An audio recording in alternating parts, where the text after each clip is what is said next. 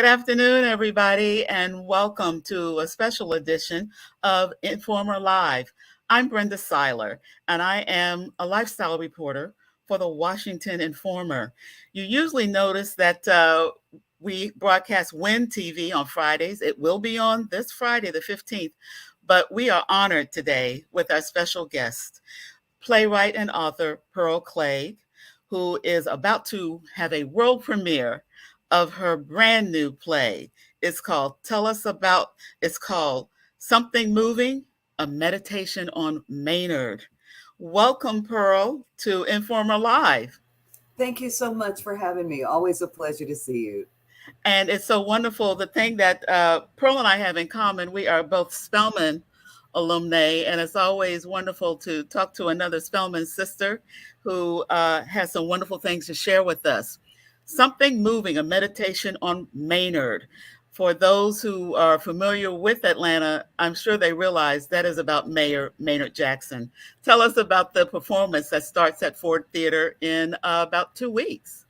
The play actually is was commissioned by Ford's as part of their legacy commissions, and they commissioned playwrights around the country to look at a historical figure that we felt wasn't getting the attention that they needed, didn't have the light on them that they should have.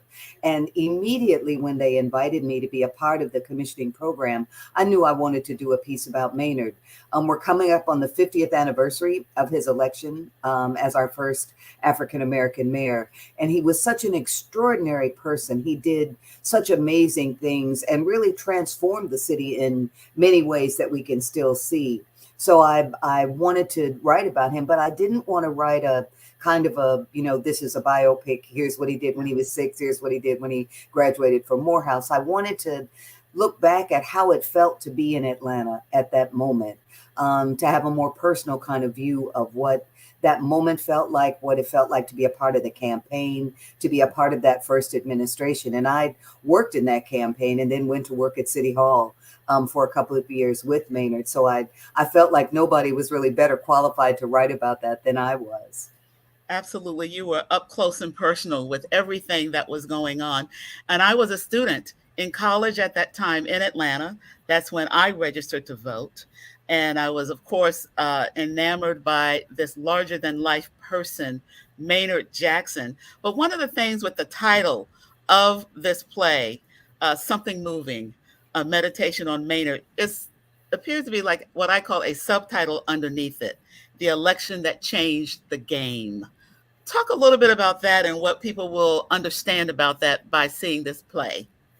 Well, I think that one of the things that they will really get is that Maynard was elected not long after the passage of the Voting Rights Act, so that we hadn't even had a chance to legally vote, many of the people who lived in Atlanta, until Maynard was running for office, first for vice mayor and then for mayor, so that there was a tremendous rush of energy around this election. This is our first time, and we've got a great guy who we know is going to do the right thing. And people came out in numbers that were unprecedented from all over the city.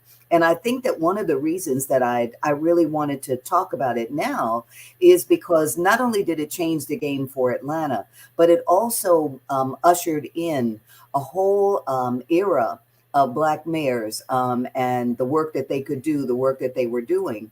And it's so important for us to remember how important voting is and was. It's so important now to think about democracy. We can critique what happens when it isn't working right, but this play is really looking at a moment when it was working right, when citizens came together, didn't always agree on everything, but came together to do something together.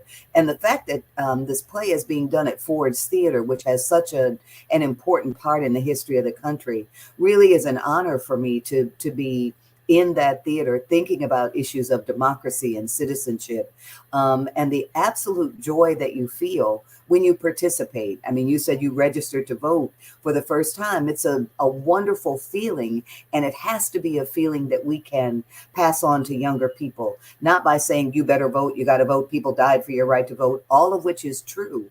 But they need to understand that this is part of the process of claiming their country, of being a part of their country, and of feeling the absolute joy that you feel when your candidate wins and you know they're going to do the right thing. I'll never forget Maynard's first election night, because I had worked in campaigns my whole life. I grew up in a very political family, but they were usually really radical people who had never won. So this was the first time I worked in a campaign where the candidate won. And it was just such an amazing feeling to know that now the work is going to begin, but also that when we all work together, we can really do something that is profound and life changing, not only for us all individually, but for that community that's putting this guy forward. You wrapped so much history in your response, and especially about the Voting Rights Act, how important it is and the thrill it is to be able to cast your vote, because so many states, so many jurisdictions are now trying to block the ability for people to vote. So that's another reason why I think people should come out and see your play, because again, it builds up the right message and the enthusiasm about what can happen, what can change when people actually register and then go to vote. So I'm really excited about that.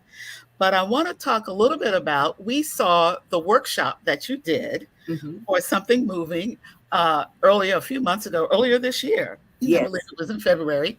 Excuse me. A number of Spelman alumni came to participate in that. We saw it. I was probably the only one amongst the group that actually had lived through that period and beyond. So I was really checking it out.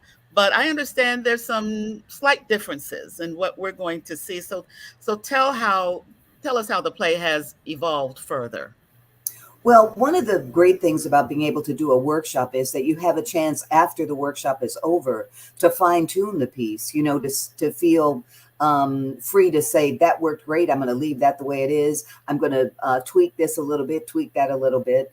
But I'm working with a wonderful director, Seema Suko, who I had not worked with before, who is really a wonderful director. And part of the difference, I think, when you saw the workshop, they were just standing at music stands reading. When you see the actual production, this is a full production of a play. So they are moving around, they're doing things, they've got music, they've got projections. There's all kinds of other things that kind of enhance the stories that are being told. Because this play is kind of a series of stories told by imaginary citizens. These are not real people. I have, fully imagined these people.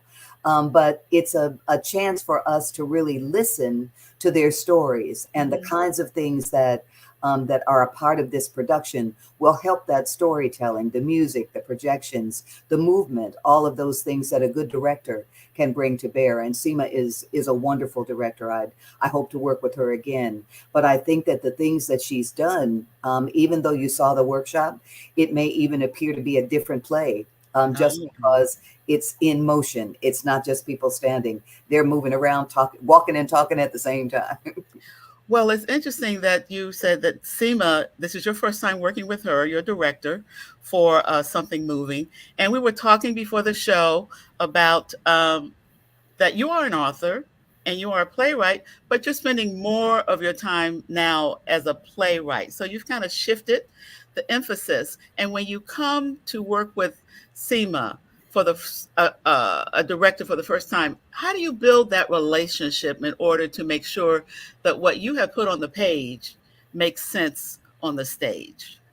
Well, I actually am trained as a playwright. I kind of fell into writing novels and I did some of that, but I came back to theater because theater is what I love. Theater is what I'm trained to do, and I love it more than any of the other forms of writing that I do. I met Seema for the first time via Zoom. We talked. She's lives in Hawaii, so that we talked via Zoom and had an immediate connection. And then we were so lucky because Ford's was able to help us get together. She came to Atlanta and we spent a couple of days together and we talked and talked and talked and talked. And I took her around Atlanta, showed her some of the places that she would not have seen because she hadn't been here in that way. And then I read the play to her out loud. And I've never done that before. But since this play is not a straightforward linear kind of play, it's more poetic, it's more storytelling, it's more personal. I wanted her to know how I heard it in my head, which is so important in a play. How does the language sound? So we sat together and I read her the whole play, something I had never done before. But it was really an important step in our relationship as director and playwright because it gave her an opportunity to see how I heard these people talking, what was important to me, where the emphasis was, because she's the one who has to put that play on its feet. She has to get these people moving around in ways that can really help illuminate the story. But we are very fortunate that we made a great connection. You know, if you can make a good connection via Zoom when you meet for the first time, it's really wonderful to have that real human being. But she has become a person who really appreciates Mhm. Maynard's impact on all of us in Atlanta and beyond. Well, I want to remind our viewers, our listeners, that this is Informer Live. It's a special chat we're having with playwright Pearl Cleage. She's coming to Atlanta to present her new production. It's called Something Moving, a Meditation on Maynard. It will be at Ford's Theater from September 22nd to October 15th.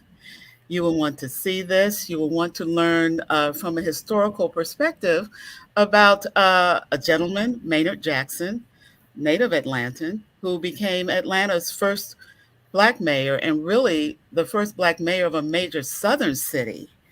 That was also very significant in terms of the time and the role that he was able to get in as being mayor of Atlanta. And if you look at Atlanta now, the airport is named after Mayor Jackson. Yep. I do believe it is still the busiest airport in the United States. So I think that represents just what a major impact that he had on politics and business in Atlanta. That's the truth. And our airport is not just the busiest airport in the country. It's one of the top two busiest airports in the world. And one of the things that was so important about what Maynard did was when it was time to expand the Atlanta airport, the city was growing, the airlines wanted to expand. He said, we will definitely do that. And we're going to do it with unprecedented levels of Black involvement every Yeah. step of the way. We're going to do business. We are not just going to say, great, a new airport for our city. We're going to say, we've got some Black companies that can do paving. We've got Black companies that can do food service. We've got Black people in Atlanta who can do every single thing that that airport is going to need to become the wonderful place that it became.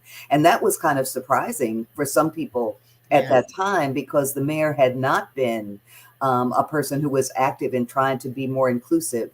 And this was the first time we had a mayor who said, no, we're all going to benefit by what happens in this town. So it really, the airport stands as a real monument to the fact that he encouraged Black businesses. He encouraged businesses in a way that made all of the business that's now done in Atlanta much more diverse. You know, we look much more like what America looks like now rather than we're all together in community. But when we see where the power is, it doesn't look like us. In Atlanta, the power looks like us. And Maynard is a big part of that, which is why I think it's really wonderful to have this play premiering, having its world premiere in Washington, D.C., because that is also a place where, you know, politics looks different than it used to. It's more diverse. There is a lot going on. It's transitional in this moment in our country, but it also is a moment when community coming together is so important, when leadership is so important. And, you know, you can't really look at American history and think that there is a leader who had more impact than Abraham Lincoln. So we're doing a play about leadership, about public service in that building, which I think just means so much to me as a playwright, and also to just the depth of the play, of the experience of the play. It's a beautiful, beautiful theater. Ford's Theater is. Well, the work that Mayor Maynard Jackson did for Atlanta, for the country, also resonates globally. And so we thank you for bringing this story full disclosure, when I really met Pearl, I was a reporter and she was Maynard Jackson's public information officer.